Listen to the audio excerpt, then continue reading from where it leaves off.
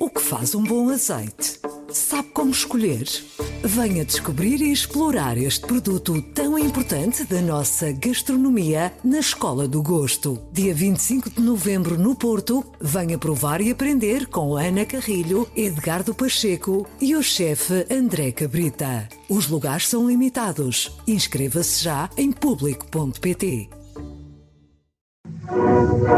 Le pacifisme et tout ce qu'il recouvre, il est à l'ouest. Et les euromissiles, ils sont à l'est. We shall fight in the hills. We shall never surrender. Não estamos mais isolados. A solidariedade europeia não nos faltará. Diplomatas, um podcast de análise da atualidade internacional com Teresa de Sousa e Carlos Gaspar. Muito bom dia, bem-vindos a mais um podcast dos Diplomatas. O meu nome é Ivo Neto, estou novamente com Teresa de Sousa e Carlos Gaspar. Estamos a gravar no dia 23 de novembro, na altura em que toda a gente está à espera da libertação dos primeiros reféns do acordo entre o Israel e o Hamas. À hora portuguesa, espera-se que seja o início da tarde, que sejam libertadas as primeiras pessoas. Alguns pontos do acordo para contextualização é a suspensão do combate durante 4 dias. Serão libertados 50 reféns nas mãos do Hamas e, por outro lado, Israel compromete-se a libertar 150 palestinianos das suas prisões, maioritariamente mulheres e crianças. Queria começar pelo Carlos. Carlos, o que é que este acordo tem de importante e que impacto é que trará para o futuro do conflito entre Israel e o Hamas? Em primeiro lugar, a libertação dos reféns em si mesma é da ordem do milagre, porque não era nada evidente e continua a não ser evidente que o conjunto dos reféns possa vir a ser libertado. E, por outro lado, o método que os negociadores definiram é uma espécie de suplício de tântalo, em que os reféns são libertados gota a gota. Há um primeiro grupo de 13, depois são 10 por dia. Cada 10 reféns que são libertados significa um dia adicional de cessação das hostilidades,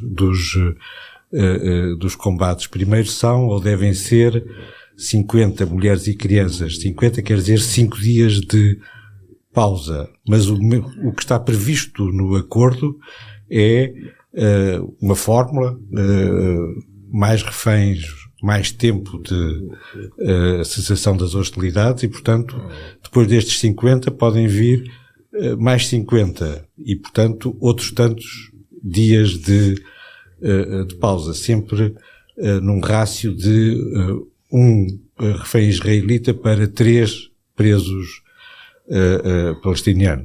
É isso que está previsto. É extremamente difícil e complexo garantir que um acordo deste tipo pode ser cumprido.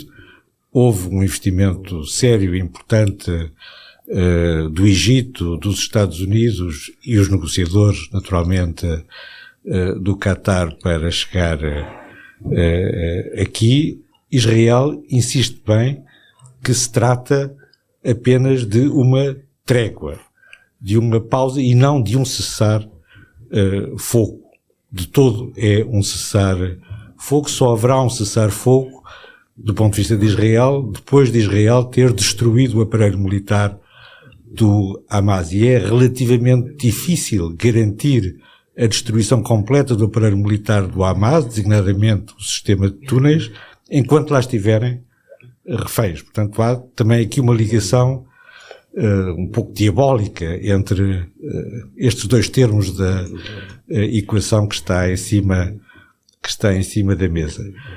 Este acordo significa aquilo que significa. Ao contrário de muitos outros países, os Estados Unidos, por exemplo, que não negociam com terroristas, ou da França, que diz que não negocia com terroristas e negocia com terroristas, Israel sempre negociou com as organizações palestinianas que considera como terroristas. Era assim no tempo do Fatah, que hoje são os seus parceiros com a autoridade palestiniana, e é assim com o Hamas e com outros. É assim desde antes, aliás, da existência do Estado de Israel. Nesse sentido...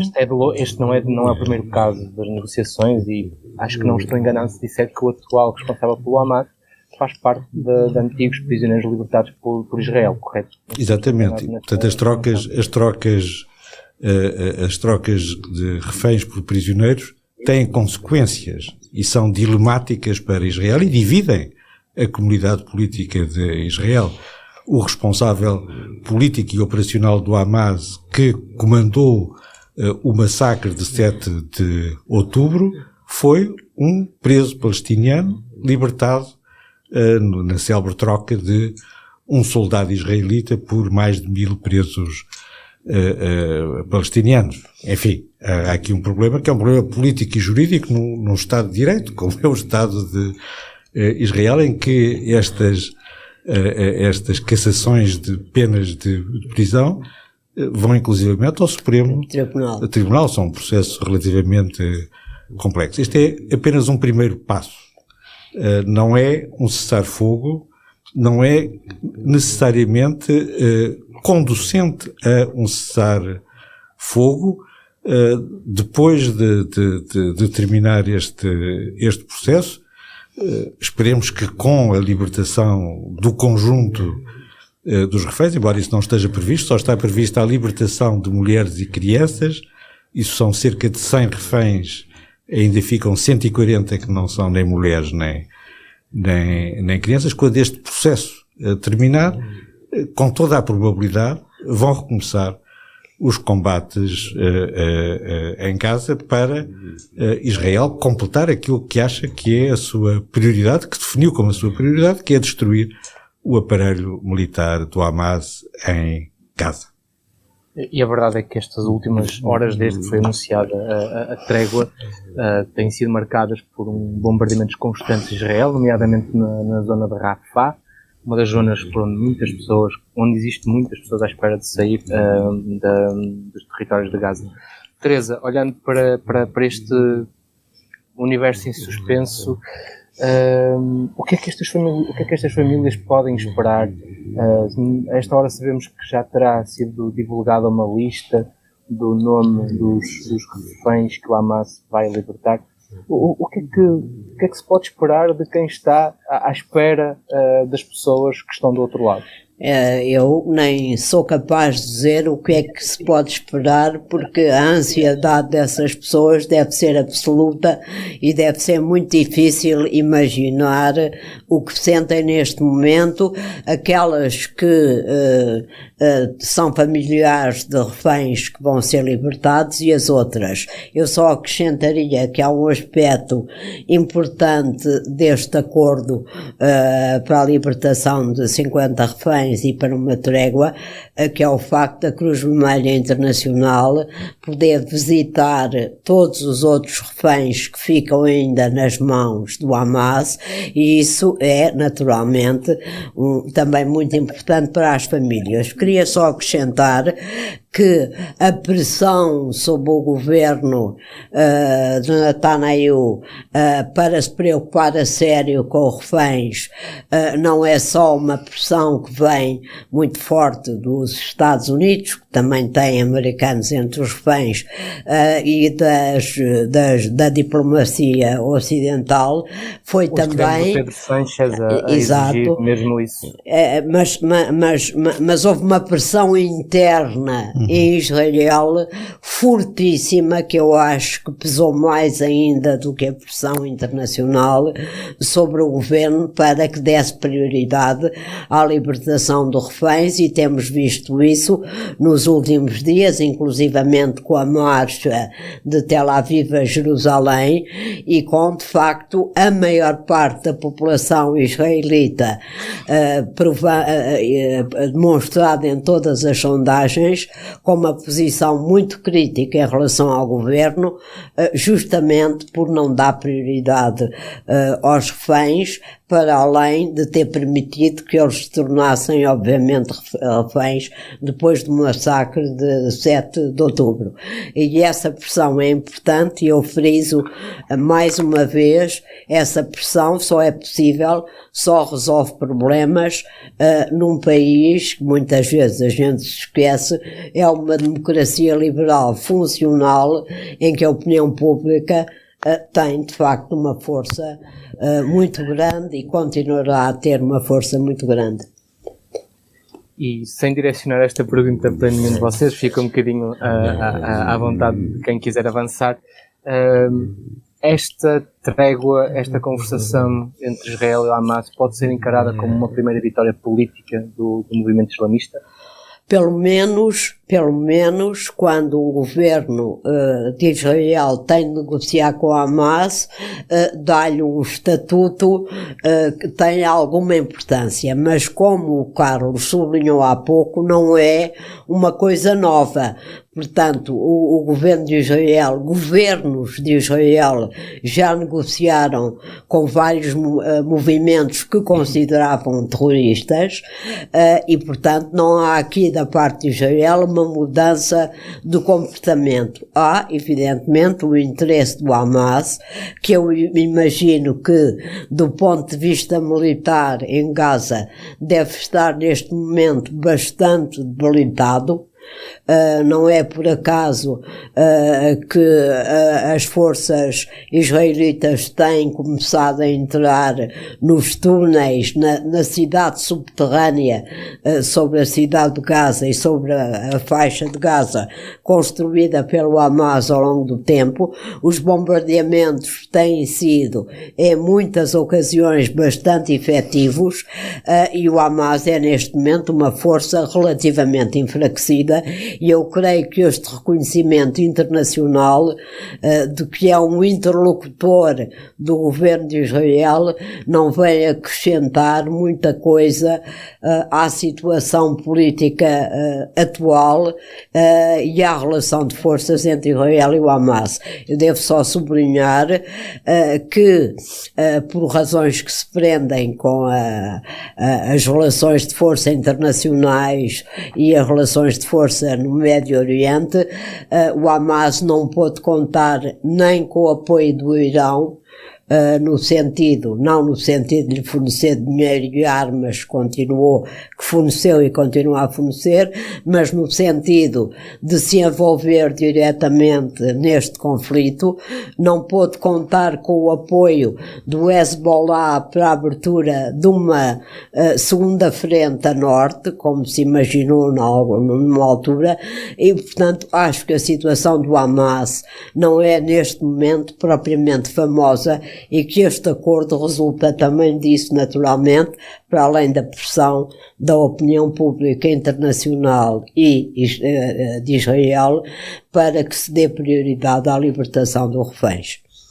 Eu acho que não é uma vitória do Hamas. Já houve vários acordos entre Israel e o Hamas.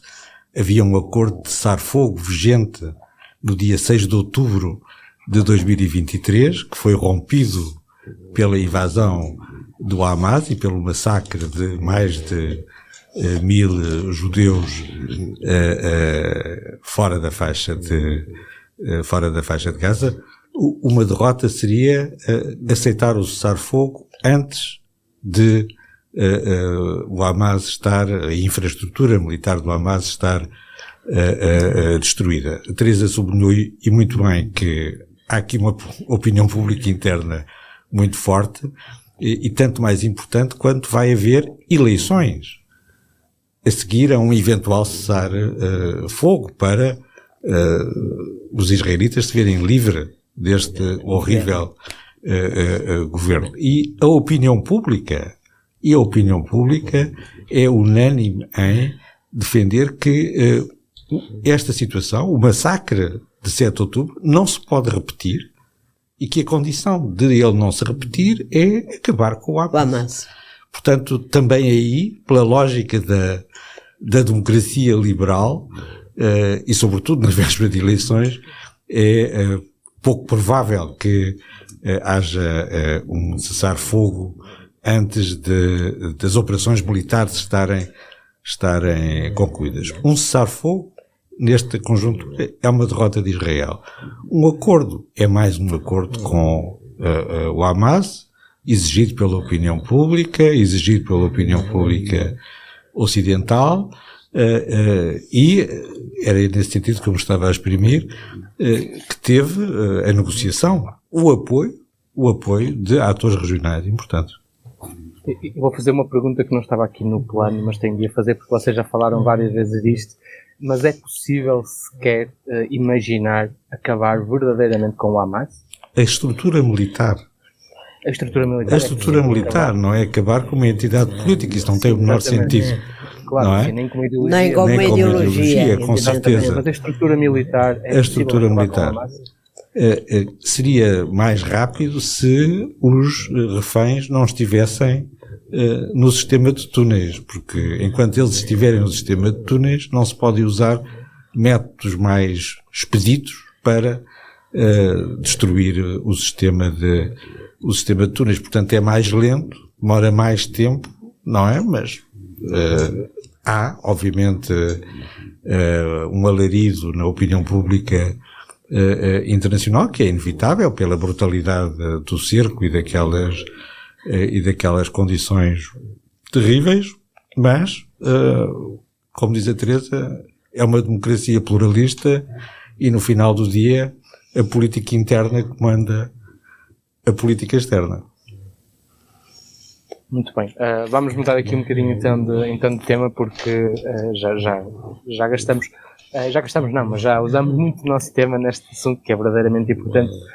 Mas nós aqui há algumas semanas estávamos aqui a falar das boas notícias vindas da Polónia, e esta quinta-feira acordamos com um resultado que é surpreendente, porque de facto o partido de extrema-direita nos Países Baixos, liderado por Geert Wilders, ganhou as eleições.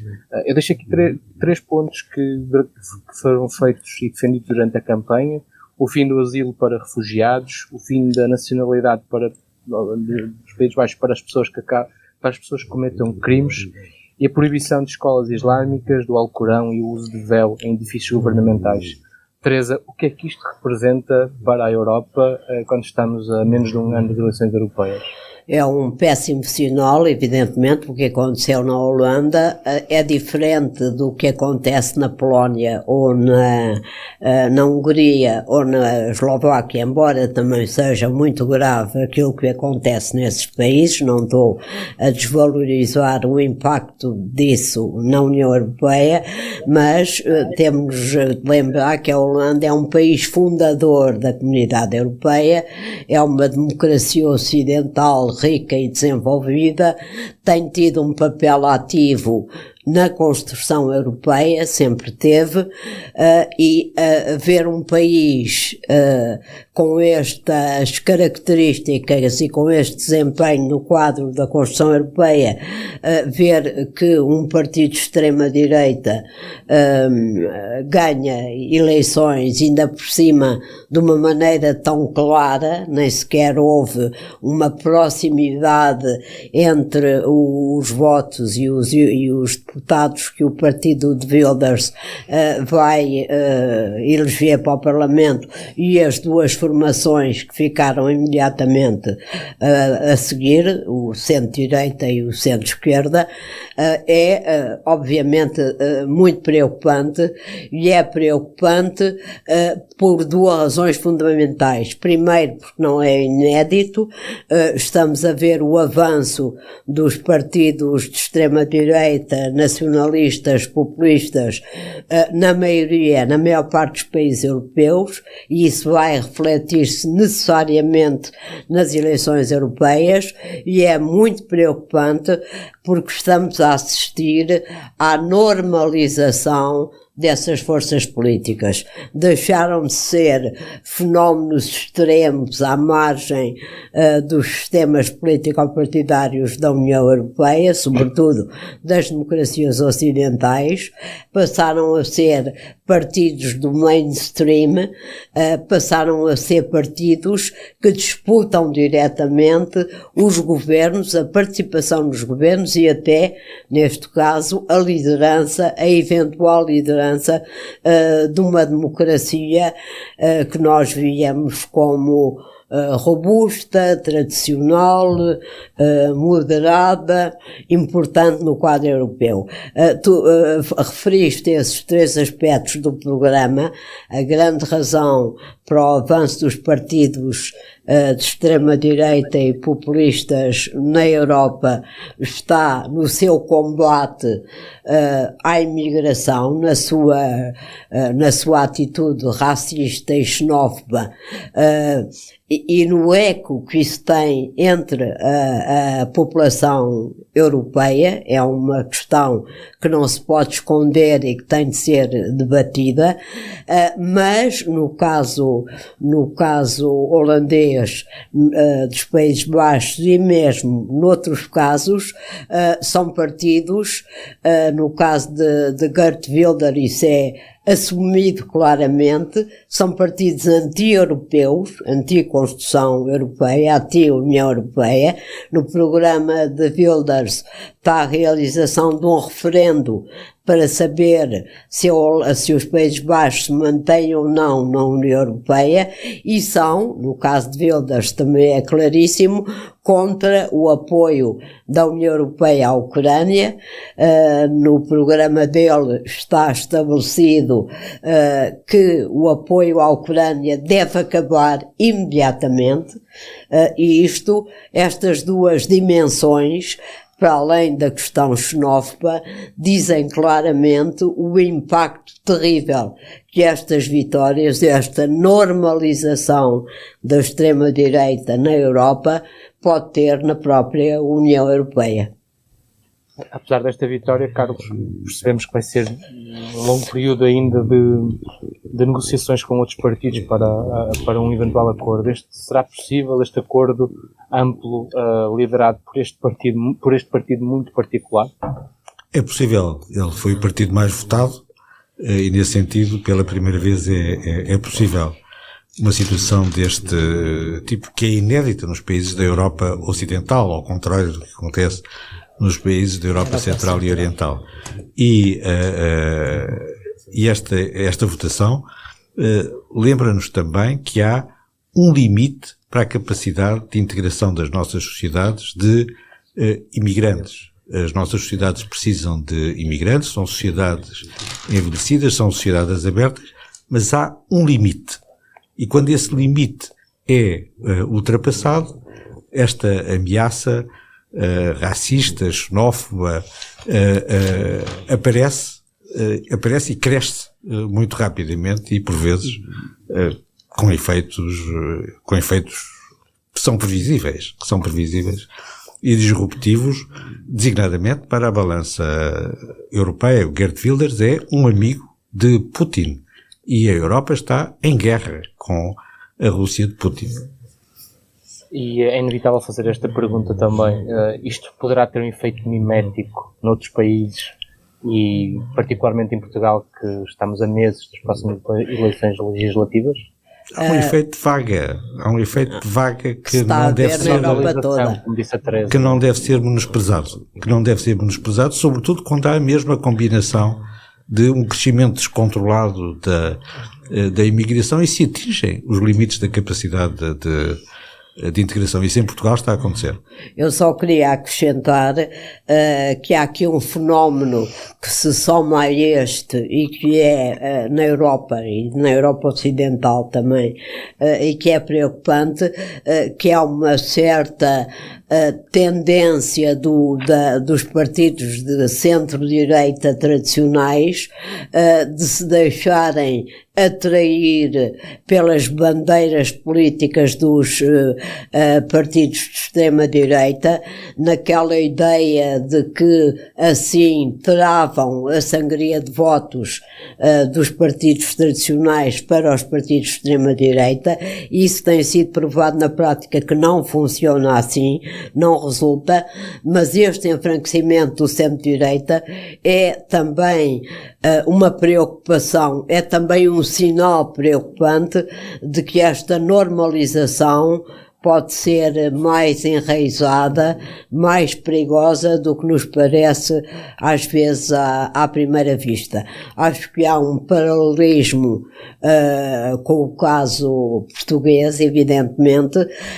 Devo sublinhar que o PSD não se deixa ainda atrair pelas bandeiras da extrema-direita do Partido Chega, talvez porque nós não tenhamos um problema com a imigração tão grande, com a imigração muçulmana, islâmica tão grande como tem países como a Holanda ou como a França ou como a Alemanha, e portanto o PSD aí está a manter a sua tradição política e ideológica, mas é evidente que, do ponto de vista da relação de forças políticas, o Portugal não está imune a nada disto e devemos olhar com muita atenção para o que se passa nos nossos parceiros europeus, para depois não dizermos que estamos surpreendidos com a evolução do quadro político nacional. Os sinais estão todos aí. Ainda continuando nesta verdadeira tempestade política, digamos assim, no fim de semana as eleições na Argentina foram ganhas também por Milei. Ele tinha ficado em segundo lugar na primeira volta, conseguiu uma votação superior ao outro candidato, até por uma vantagem muito grande. Eu vou fazer a mesma coisa que fiz há pouco e deixar aqui 3 linhas do programa do novo presidente argentino. Um deles é a privatização de todas as empresas públicas, o fim do Banco Central argentino. Ele promete também 18 a 24 meses para controlar uma inflação louca que é a marca característica da Argentina. Antes de passar a palavra ao Carlos e à Teresa, deixo aqui apenas um bocadinho do discurso dele no domingo passado. Ok, então agora vamos passar a parte do som, em que ele começa a dizer as coisas. E alguém quer responder primeiro? O homem tem um cognome, é El Loco, e é de facto uma espécie de anarquismo populista.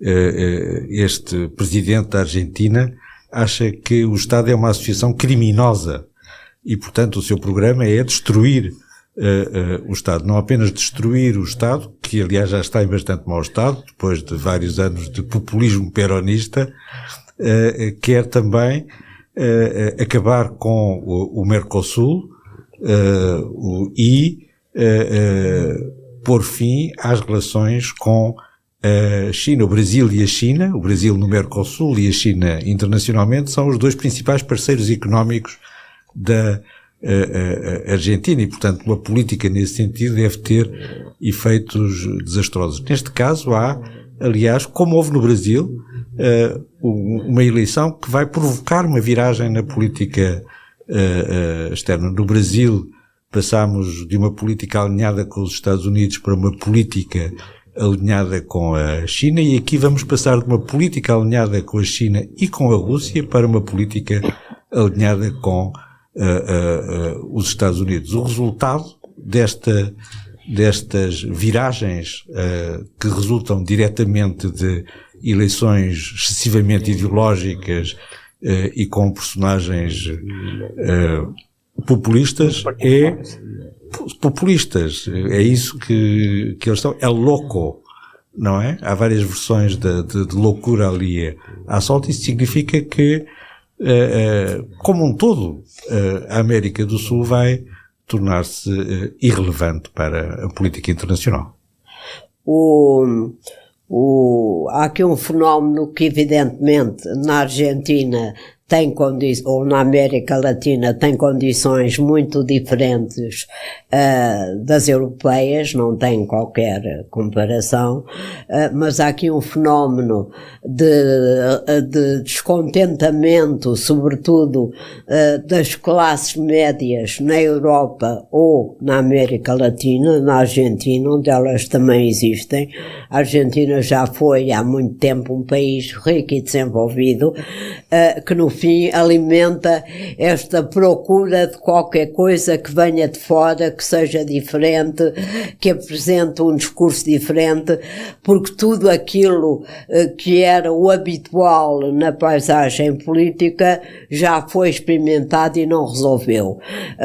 A Argentina vive em crise política, económica, social há décadas, teve um período relativamente próspero e esperançoso depois da queda da junta militar do presidente Vilela, que foi uma coisa trágica, uma coisa horrível do ponto de vista da repressão dos argentinos. Todos nós ainda nos lembramos dessa época. Reconquistou a democracia no início dos anos 80, pouco depois entrou em crise e tem vivido em permanente crise e tem experimentado quer as soluções peronistas mais à esquerda ou mais à direita, quer mais recentemente uma solução de um centro-direita liberal representado pelo antigo presidente Macri, que propunha outras formas outras soluções para esta crise permanente, crise económica e crise social. Nada disso resultou e, portanto, os argentinos acabaram por aceitar uma solução que é completamente, é louco, como dizia o Carlos, que é completamente fora de qualquer quadro mental habitual e político das democracias. Eu conversei muito com um casal argentino que vive em Houston, onde eu tive há relativamente pouco tempo, e eles disseram, eu perguntei-lhes já entre a primeira e a segunda volta das eleições, e eu perguntei-lhes em quem iam votar, e eles disseram-me que não iam votar, embora o voto seja obrigatório, preferiam pagar uma multa, que é insignificante, podiam votar no consulado, naturalmente, não iam votar porque não queriam escolher entre um louco e um corrupto. Isto é um pouco o quadro da escolha que se apresentava aos argentinos nessas eleições. Não deixa de ser um péssimo sinal, não deixa de ser um péssimo sinal para a América Latina, como o Carlos disse.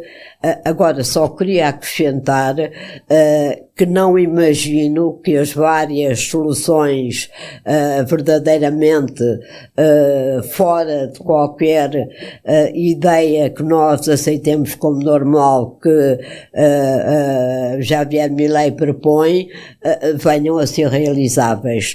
Primeiro porque vai ser difícil encontrar apoios no Parlamento, o seu partido só tem 38 deputados, creio eu, e 7 senadores.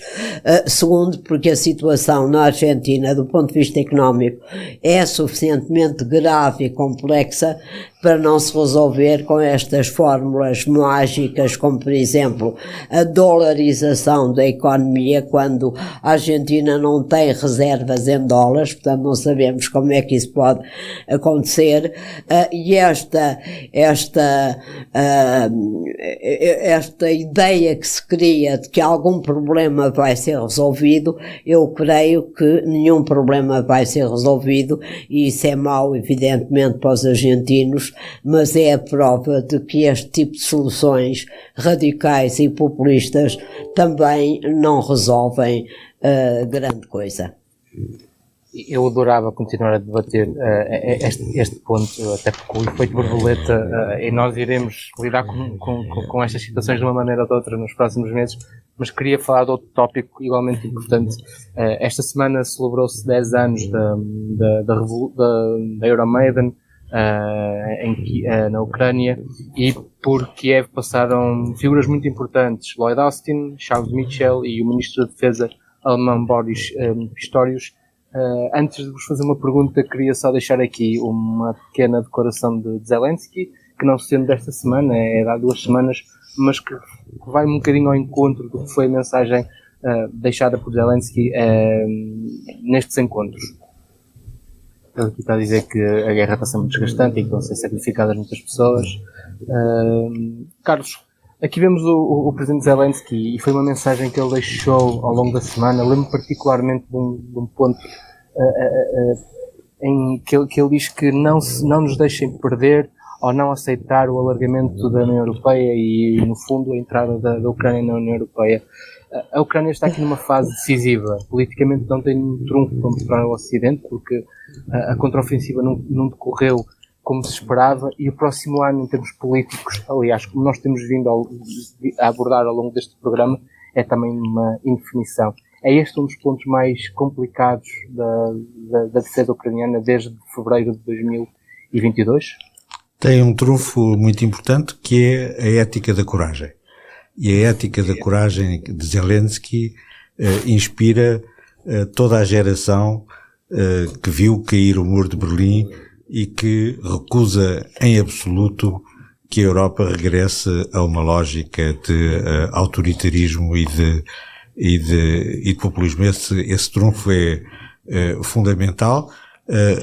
Os Estados Unidos e a Alemanha, os ministros da Defesa da Alemanha e dos Estados Unidos estiveram em Kiev nesta altura junto do presidente Kiev, são, apesar de tudo, uma garantia de que no longo prazo e não apenas na conjuntura, as duas principais potências da NATO estão preparadas para garantir a sobrevivência da Ucrânia. E nesse processo, a parte que a União Europeia pode desempenhar, a parte política mais importante, a parte diplomática mais importante, é, no próximo Conselho Europeu, aprovar o início das negociações para o alargamento da União Europeia à Ucrânia. Se não o fizer, se a União Europeia não conseguir integrar a Ucrânia, a União Europeia acabou. Não posso estar mais de acordo, só ia acrescentar 2 coisas. Para a União Europeia, só vou sublinhar, isto é uma questão vital, é de seu interesse vital. Uma derrota na Ucrânia seria, de facto, um cenário que nos poderia levar a outra Europa, mas não certamente àquela que temos hoje. Queria acrescentar 2 coisas que me parecem bastante importantes na atual conjuntura. A primeira é que, do lado lá, Vladimir Putin não está em condições de perder esta guerra, e isso é um problema, porque tem o seu destino ligado a ela, porque vai enfrentar eleições em março. Todos nós sabemos que vai ganhar, mas ele quer ganhar com muita aderência da população às eleições, com um resultado quanto mais coreano do norte, naturalmente melhor, e isso não é indiferente para a sua estratégia. Precisa desesperadamente qualquer coisa que diga que pode, qualquer vitória, mesmo que insignificante, que possa apresentar aos russos. 49% dos russos na última sondagem diziam que queriam a paz, estavam fartos da guerra, mesmo que depois digam que a paz tem de ser a derrota da Ucrânia, etc, etc, etc, de acordo com a propaganda oficial do Kremlin. E daí esta ofensiva enorme, que conta sobretudo com carne para canhão de milhares e milhares de soldados que são mandados para a frente de batalha pelas autoridades políticas e militares de Moscovo, mas além do aspecto que o Carlos sublinhou da resistência ucraniana e do seu exemplo que continua a existir, os sinais que vêm dos Estados Unidos os últimos sinais são de alguma maneira encorajadores. Não só a deslocação de Lloyd Austin a Kiev para mostrar claramente à liderança ucraniana que as atenções dos Estados Unidos não estão apenas viradas para Israel, como a percepção muito clara que o presidente Biden já exprimiu de várias maneiras, de que o futuro da ordem internacional, daquela em que, citando o presidente Biden, os nossos netos vão viver, depende da capacidade americana de apoiar a Ucrânia até ao fim, até à libertação do seu território e à reconquista da soberania plena, e de também apoiar o esforço de Israel para destruir inimigos como o Hamas e para continuar a ser uma democracia independente e segura no Médio Oriente, mesmo que com a condição que Biden coloca sempre de ter de negociar um Estado palestiniano como a única solução de paz e de alguma tranquilidade naquela zona. Queria só acrescentar que, apesar de tudo, há alguma incompreensão da parte dos ucranianos e até da parte de muitos analistas e de parte da opinião pública europeia e americana, sobretudo europeia, das razões que levam a que o apoio militar a Kiev não seja mais forte, mais rápido, mais total, mais tecnológico, como o chefe de Estado-Maior das Forças Armadas ucranianas pedia recentemente num artigo na Economist, porque justamente o que a Ucrânia pode ter de vantagem, já que não tem a vantagem numérica dos soldados, é a capacidade tecnológica do armamento que usa. Há aqui uma certa lentidão e uma certa indefinição. Os aviões F-16 só chegam à Ucrânia no próximo ano. Os alemães hesitam sobre se mandam os seus célebres Taurus, mísseis de longo alcance, tal como os atacams americanos, que são fundamentais para o combate das forças de Kiev, e evidentemente isto somado a um cansaço, a uma exaustão de que falava o presidente Zelensky, mostra que estamos aqui num momento fulcral desta guerra e que seria bom que as chancelarias ocidentais e que os países, as democracias ocidentais, fizessem um esforço adicional para que ela se resolvesse, ao contrário do que Putin quer, o mais depressa possível. Nós estamos mesmo no limite, Carlos. Queria só que eu falasse do livro que nos queria apresentar aqui hoje, antes de me despedir de quem nos ouviu. Justamente prolonga a questão da Ucrânia e da guerra que a Rússia está a fazer contra a Ucrânia. É um livro de Adério de Vicente, um português especialista em relações internacionais, e de Paulina Zinovets, uma ucraniana especialista em estratégia nuclear, e ambos editam um livro que trata das consequências da guerra russo-ucraniana para a ordem nuclear global. É um tema crucial, não é um tema fácil, mas é um tema crucial para o futuro da guerra e da ordem internacional. O livro é apresentado na segunda-feira às 18 horas no Museu do Oriente, numa sessão aberta ao público, por Luís Tomé, Diana Zoller, Paulina Zinovets, Adério de Vicente e eu próprio. São bem-vindos. Obrigado. Obrigado a todas as pessoas que nos acompanharam em mais um podcast. Regressamos na próxima semana.